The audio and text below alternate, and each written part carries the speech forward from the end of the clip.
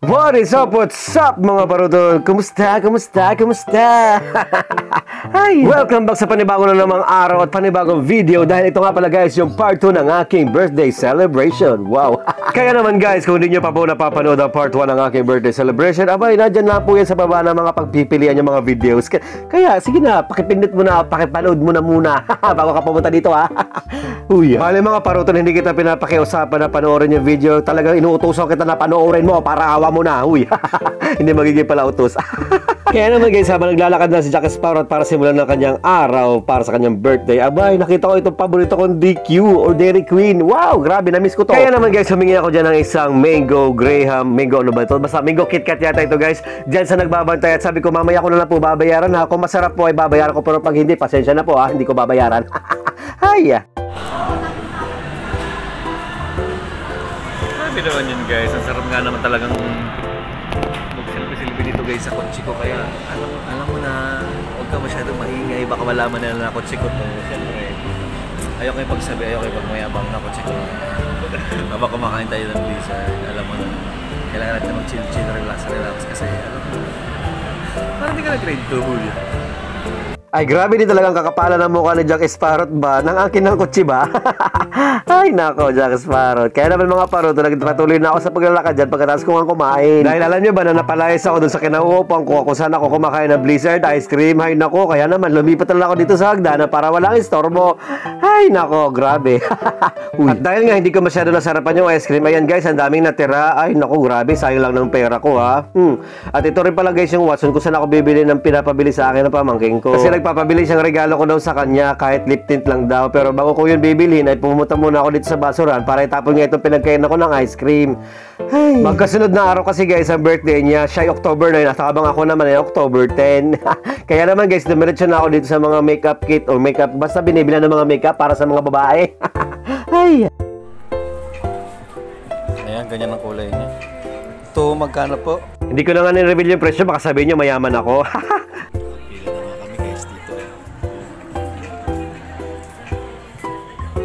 At syempre, pumila na si Jack Sparrow dahil hindi naman pwedeng hingin lang ito dito sa tindahan. Kaya ayan o, yan yung katibayan ko na hindi ko ninakaw yan mga paruto na baka sabihin nyo ha. Ay, huy. Habang naglalakad nga pala ako dito mga parutos, nakakita ko na napakakit na aso kasama nga pala yan ng mga security.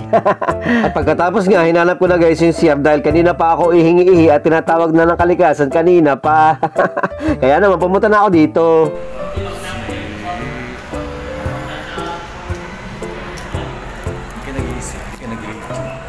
Wala na pala. Saan ang CR kuya? Mataas. Namumula. Tignan nyo guys. Wala na pala dito. Ay nako, Jack Sparrow, kahit kailan ka talaga, sabi ko sa iyo, iwanan mo yung katangahan mo sa damitan mo, huwag mo dinadala dyan sa kabihas na. Ay nako, Jack Sparrow, nakakatawa ang mga ginagawa mo sa buhay mo in your life today, huy.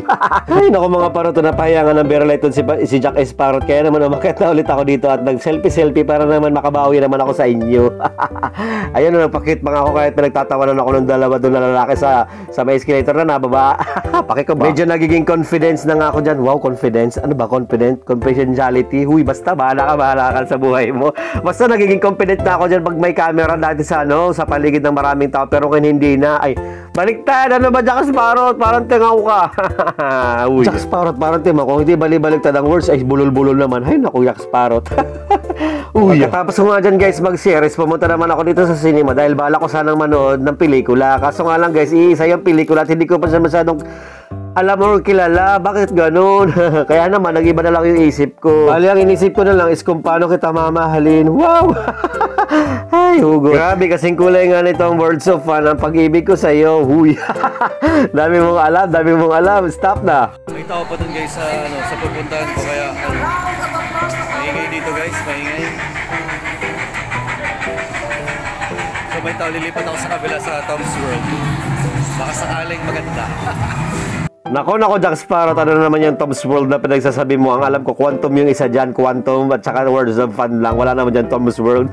Napapano ka? Eh, di Quantum kung Quantum, masyado ka naman perfectionist. Basta ako, masaya ako sa kanya. Ay, ito na naman siya. Bumabalat na naman. Pumundo ka.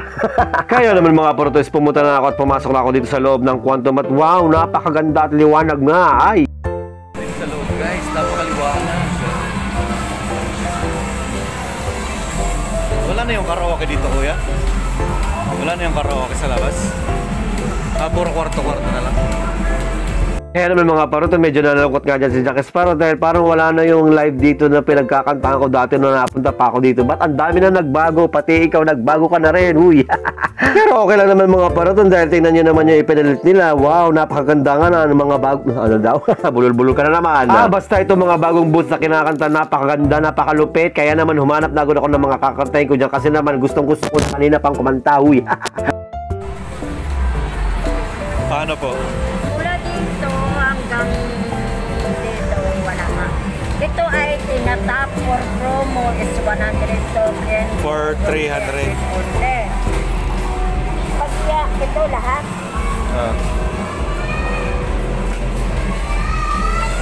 Automatic na po yun. Opo. Kahit di ko na itap.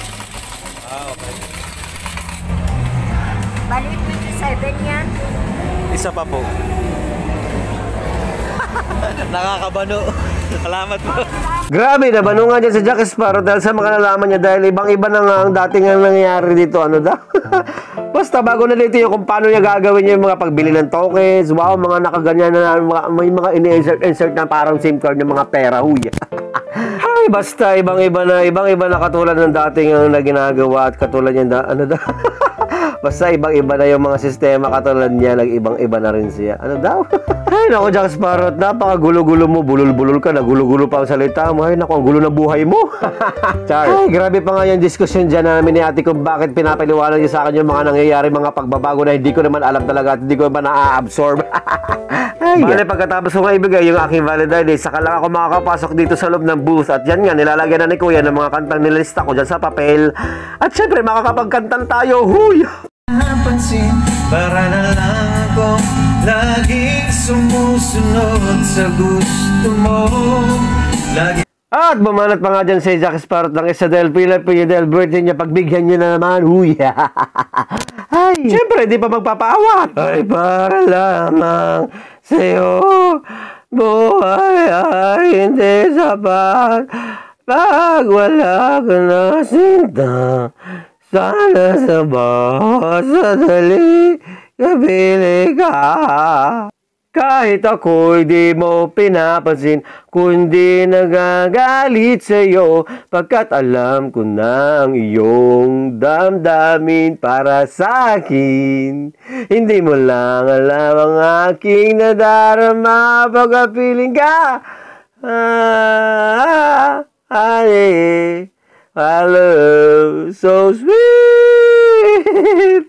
Guys, kakatapos ko lang mag-video and parang feeling ko na pause na ako. So pupunta naman ako dito sa Cyberzone para maghanap naman tayo ng power bank. Kasi guys, lobat ng ang lolo nyo Jack Sparrow for today's video. Uy, hindi ka nag-iisip ng tama ha. Doon ako galing guys oh. Malapit sa may cinema. So pupunta tayo doon sa Cyberzone na yun. Doon naman tayo bibili.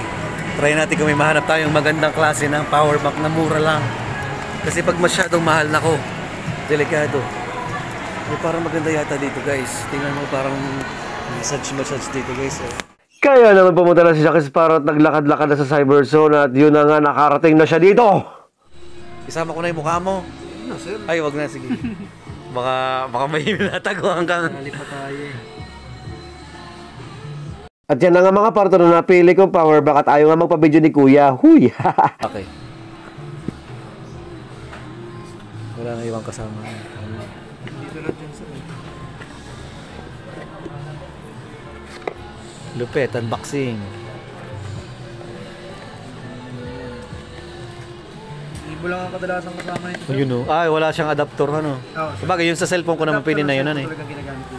Hindi kaya mag-init yun masyado pag sobrang charge na. Hindi naman yun, sir. Low volts lang naman yun. Ganun. Wow, ganda. Gano'ng kabigat kuya? Pa-experience daw. Wow. Pang malakasan nga. May bigat talaga, sir. Yan. For ano nga yan? For 2 ba yan? For 3, sir. For 3? Hala ka, pinunit mo na, patay. Lagi lang natin, sir. At baka hindi na mabilihan eh. Sabay pinabuksan na, no? Sabi, ikaw sir ay pinapabuksan. Wow, ganda kuya. Ayan. Ay, may 76 na. Ano ba yung gamit mo, sir, na cellphone? Type-C? Oy, Type-C. Try natin, sir. Meron ako dito ng connector. Tayo na nga mga paruto, nabudol na ang lolo niyo Jack Sparrow. Kaya naman binili ko na kasi nakakaya naman kay kuya. Pinapakatapos kong buksan na hindi ko bibilhin. Huy. Ay, okay. Tapos ko nga pala bumili pa nga paruto ng power bank. Dito naman ako nagpunta sa butasan ng ilong. Ay, ilong. Tenga pala. Huy, pinagsasabi mo ilong. Ay, nako, hindi ko nga maintindihan ng energy ngayon ni Jack Sparrow kasi parang inaantok na hindi mo alam na nagugutom. Ay, nako, ano ba talaga Jack Sparrow? Ayusin mo, ha?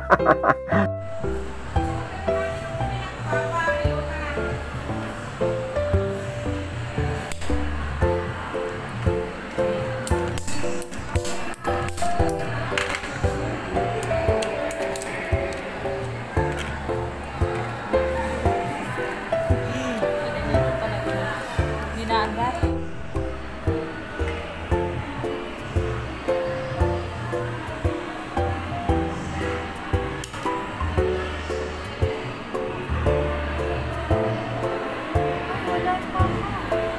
At grabe dyan sa akin si ate, binaril nga sa tenga ko dyan nang wala pa pala yung isang pakaw. Ay naku ate, nang gigigil ako sa'yo eh.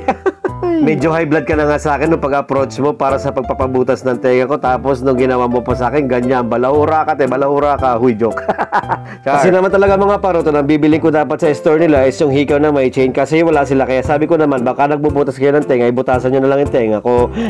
At medyo masungit nga yung response sa akin ni ate nung una kong pagkakasabi. Kaya naman medyo nag-aalangan ako sa ugali ni ate. Kaya okay lang naman sa akin. Ay nako, marami na naman makakaaway nito pag uwi ko dahil sa ginawa ko ito pagpapabutas ng tenga. Ay! At finally mga paruton, pagkatapos ko magpabutas ng tenga is pumunta naman ako dito sa SM Department Store dahil mayroon akong bibiling mahalagang bagay. Guys, may binili nga pala ako dito bag.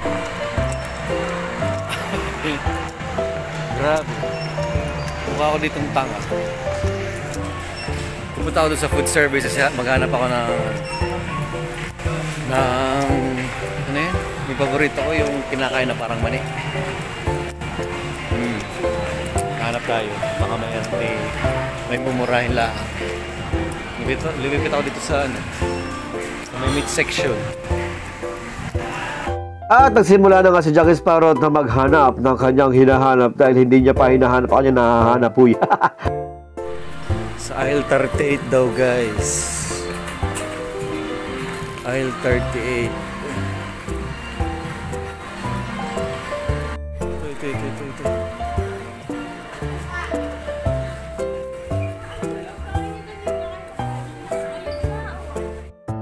Guys, ito ang nahanap ko.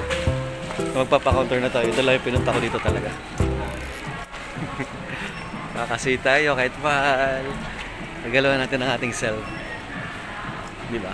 Regaluhan natin ang sarili natin. Masarap to guys. At pagkatapos nga mabili ni Jack Sparrow ng kasuya, pumunta naman siya sa kay Lolo KFC para naman kumain. Kanina pa naguguto at mga alas 3 na yata ng hapon niya nung oras na yan. Ay.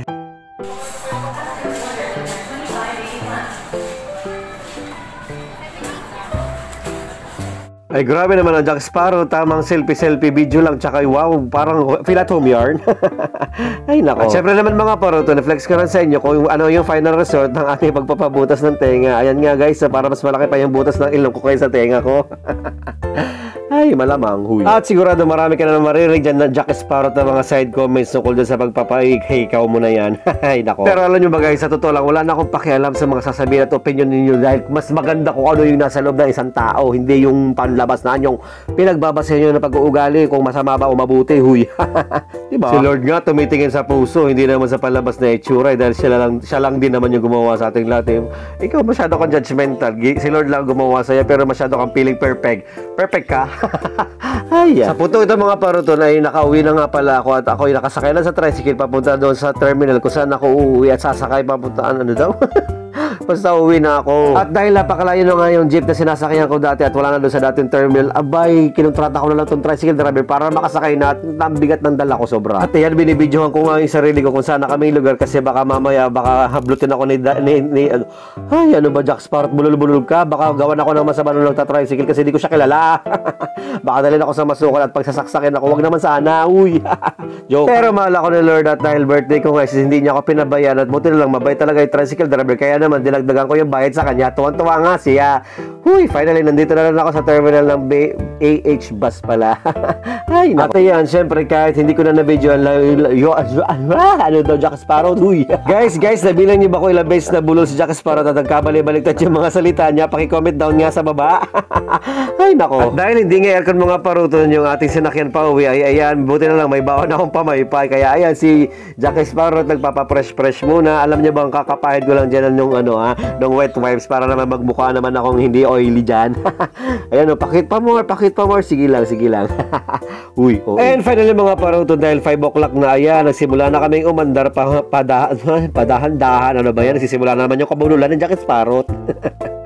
Ay. At grabe, sobrang nag-enjoy nga si Jack Sparrow sa kanyang paglalamirda kahit konting oras lang yung aking itinagal dito sa aking paglalakwatsa. Ay, napakasaya. Hindi lang naman talaga Jack Sparrow masaya, talagang tunay na may ligaya kasi nga back to normal na at nakakapag-gala-gala tayo kahit saan na naman natin gustong pumunta. Diba? Ang ganda pati ng sikat ng araw dito guys. So habang ako'y nakatitig, wow, napaka-astig. Imaginein mo, 4 years ago na ako huling nakapunta doon sa SM City Lucena. Kaya naman talagang nakakapagnibago at nakakatuwa naman talaga sa feeling.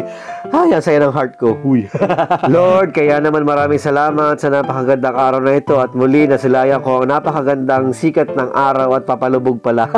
Hindi pala sikat. Mas agad, sobrang nag-enjoy ako sa aking birthday for today's video. Kaya naman, sa ulitin ulit, Lord. Thank you. At nawa sa panibagong taon nga ng aking tatahaking buhay, nawa mas lalo akong umasenso, maging mapagpala at maging mapagpasalamat at lalo maging close sa iyo, Lord. Sorry sa lahat ng mga shortcomings ko. I love you, God. And thank you guys sa panonood ng aking video and maraming salamat. I will see you in my next vlog. Peace out. Happy birthday to me. Mwah!